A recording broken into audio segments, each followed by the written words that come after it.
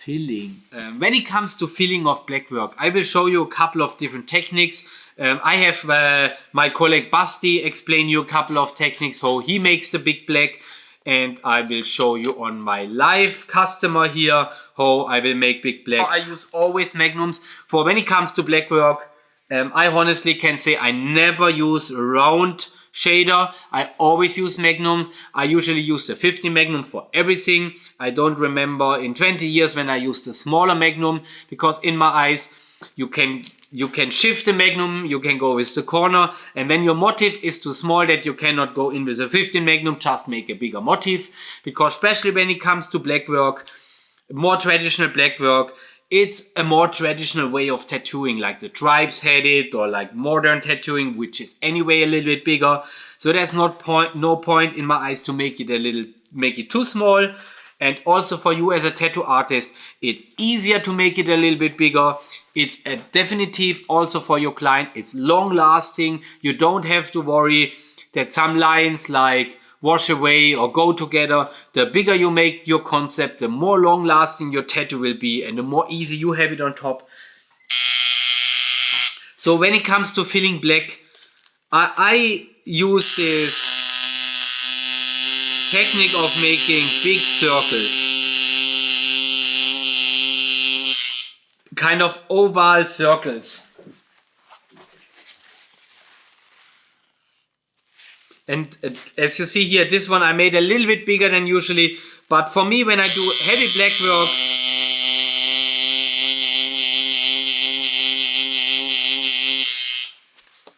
I like to pass in lines, and I always shift the needle to the front.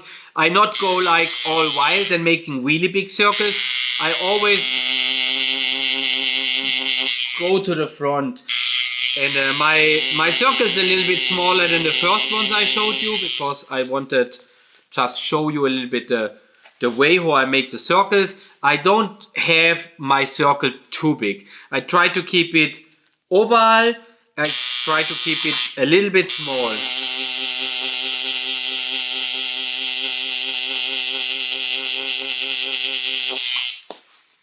And you have to get a feeling of how fast you can be. You don't want to be too fast, because you don't want to pass 2 times. You just want to pass 1 time, and you want to have a very nice solid fill.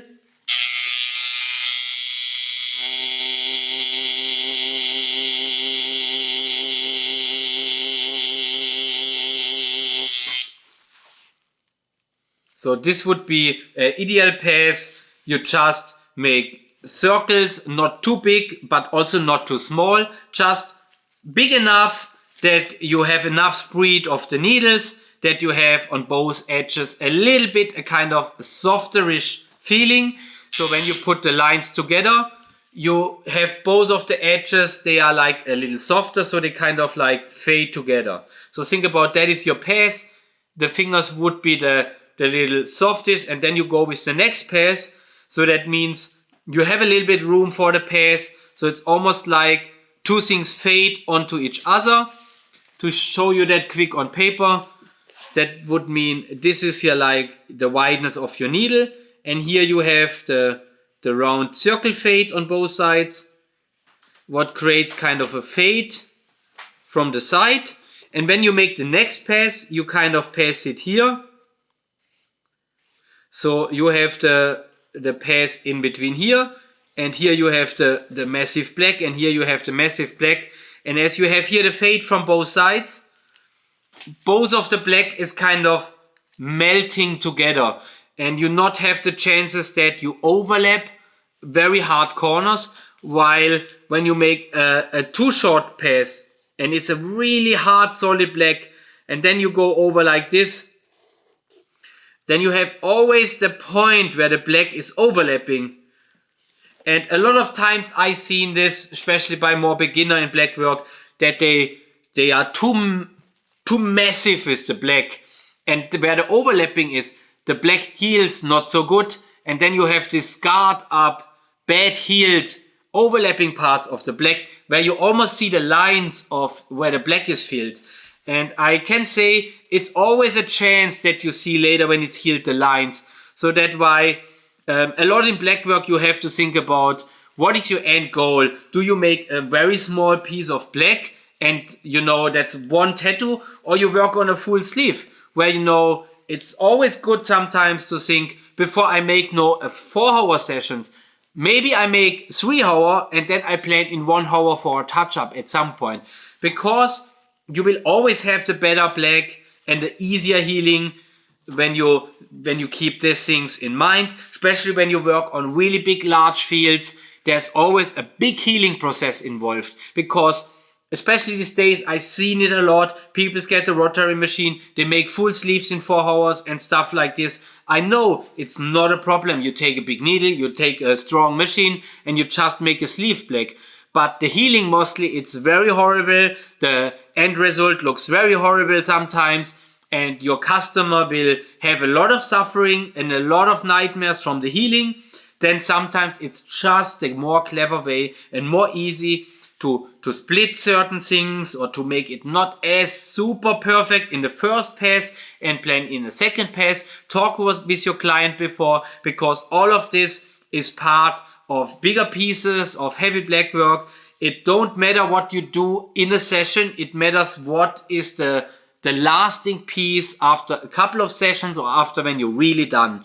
And especially when you work on bodysuits, you know, it's such a long process, and a lot of the clients give up on the way till there. And you want to give them something, you know, you don't want to give them like a half tattoo and it's super, super perfect, because you probably, then they are not motivated to make the rest. Better to build your way up till there, and always speak with them, be honest, say, you know, it makes no sense to like go all crazy with trying to be the most perfect, because then the damage on the skin is a lot bigger, and a healing for a full sleeve makes maybe not sense. Then maybe say we make 80% of black in the first time and then we touch up, or we split the sleeve in 2 sessions and we make 2 times 100%. And in my eyes, there are never 100% black, because, you know, some skin is better, some places of the body is better, some people's just have a really nice black, some people's black is not as nice. Even when you go over 3 times and you see the skin is 100% saturated with black, it's not a black as you wish it would be. And then you have some people, you pass over once, you breathe it in, and it's the most solid black you ever seen. Especially a lot of the pictures you see in the internet, you know, there's Photoshop, there's other stuff involved. A lot of the time fresh, it always looks good.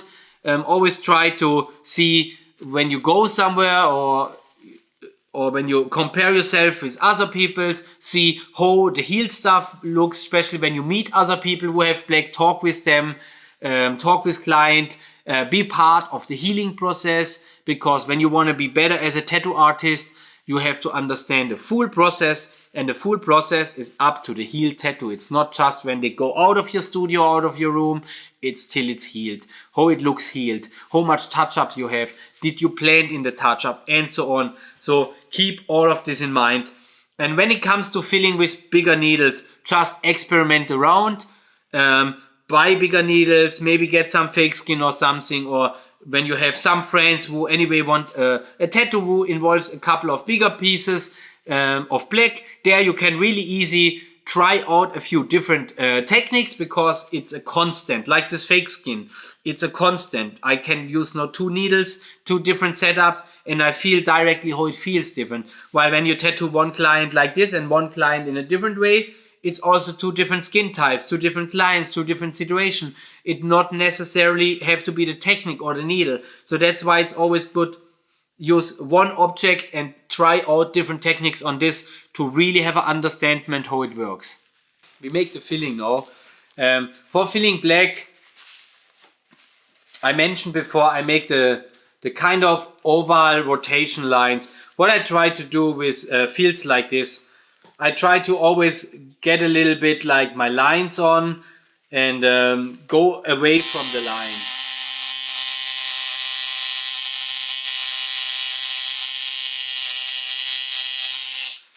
Something like this, so I kind of have a really, really big outline.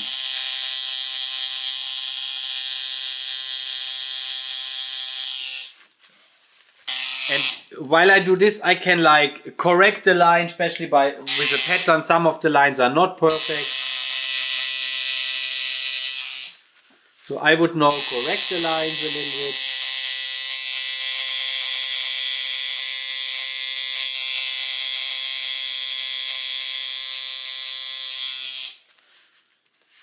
And so now I would start basically going the field up from one side to another, make the little rotations as we talked from.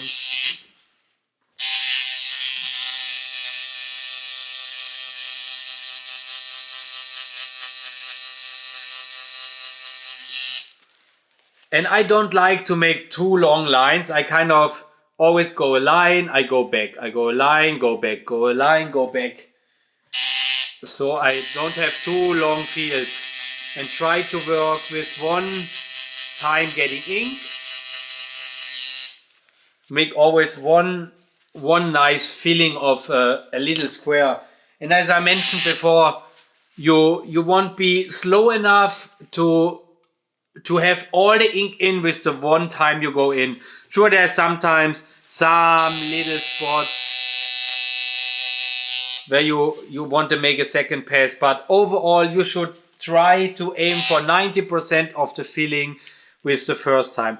Another thing on the line, what works also good when it's a line with sideways, you can make 45 diagonal the line, and you can kind of fill with little rotations. And as you see now, we have another big line, and we can just fill it up.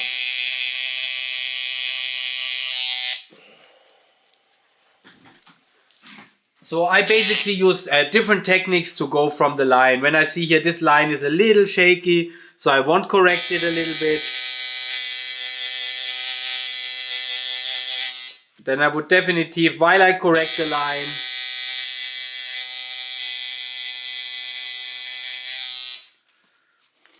already make a little bit black away from the line, especially when you have big fields. It's really helpful because to make the black inside, it's very straightforward, just filling it.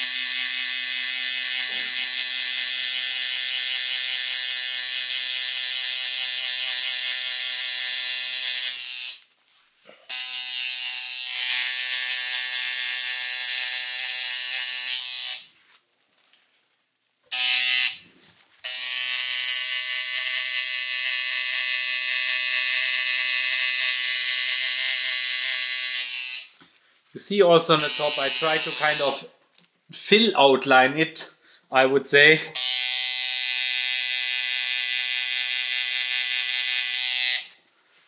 As making the black to the outlines, it takes so much more concentration and skills, and when you once have this done, the inside is just like autopilot, kind of.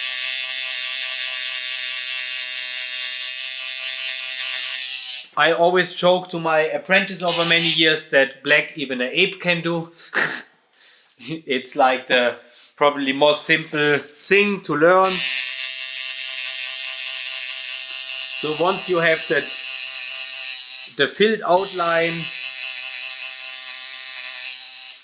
then it goes very fast to make just the black. So that means the bigger the fields, the more easy, the faster, and the more smaller it gets, the more tricky it gets. We will come to that side very soon.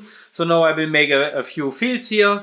You can have a little look how my technique is, and then we switch to the smaller fields.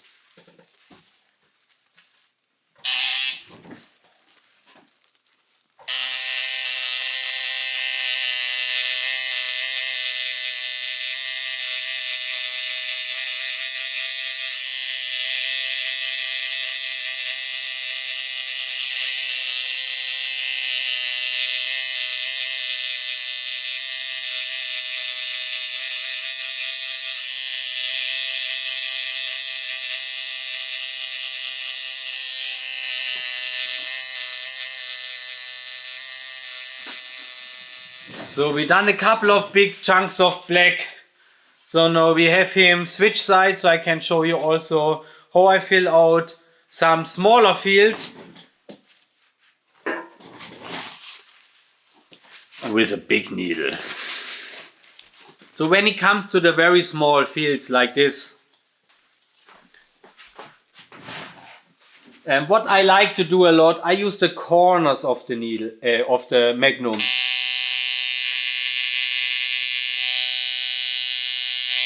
And just go in with the corners, and you see you can fill it really easy. And you still can use also the corners to correct some outlines, to really make them a little bit more sharp. And you see we have really sharp clean corners just with the tip.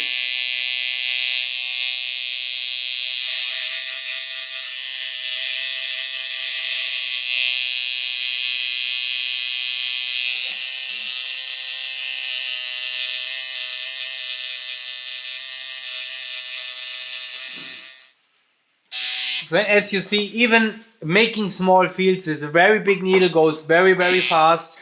So I always prefer to have a bigger needle than the spaces I have when possible, when it comes to smaller stuff. Because it just goes so much faster and it still works.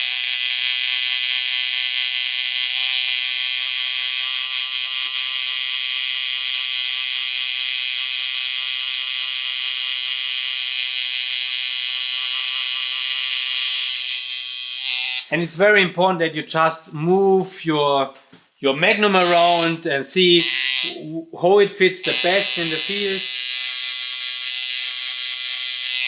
And just move it around.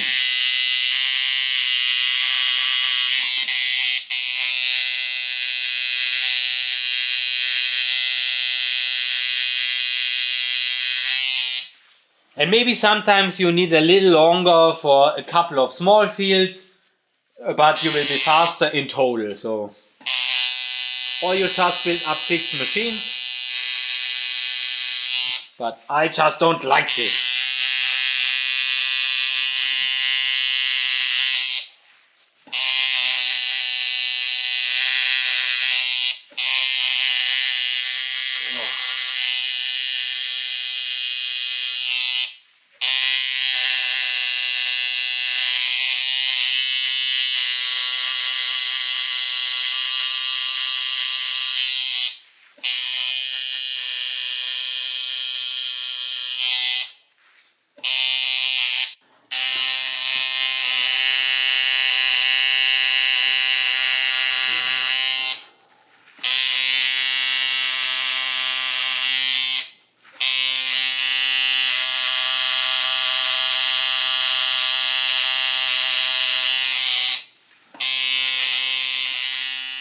And as I mentioned before, the Magnum is also very good to like correct some lines when you make some filling later on.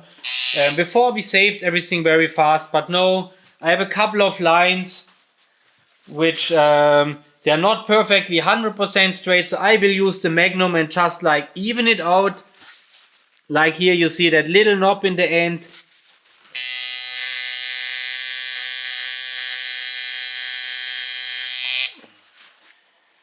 You see, we just evened it out, made a perfectly straight line.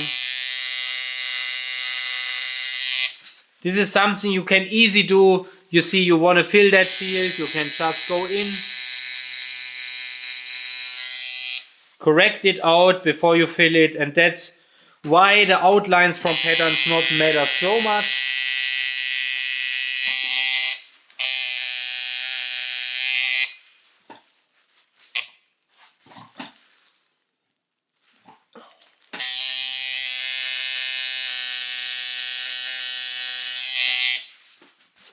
As you always can fill them later on. We made a lot of the filling, and because I am a professional course instructor and not a tattoo artist, I will have now our cameraman fill up the last of the black for us so we can see how the final piece would look like when you put all the effort in to make a really good tattoo.